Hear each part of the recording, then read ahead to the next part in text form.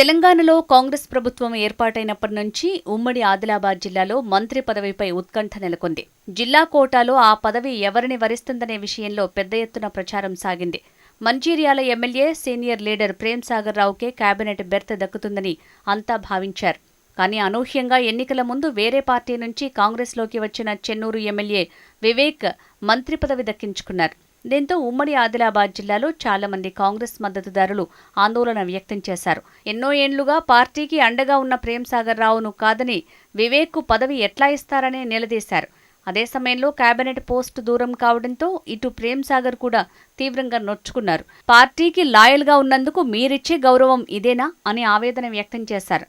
అయితే మంత్రి స్థానానికి బదులు ప్రేమ్ సాగర్ రావుకు సివిల్ సప్లై కార్పొరేషన్ చైర్మన్ పదవి కట్టబెట్టి బుజ్జగించే ప్రయత్నం చేసింది రాష్ట్ర నాయకత్వం. కానీ అందుకు ససేమిరా అన్నారు ప్రేమ్ సాగర్. ఇస్తే మంత్రి పదవి ఇవ్వండి, లేకుంటే ఏ పదవి వద్దు అన్నట్టు కాంగ్రెస్ నిర్ణయాన్ని తిరస్కరించారు.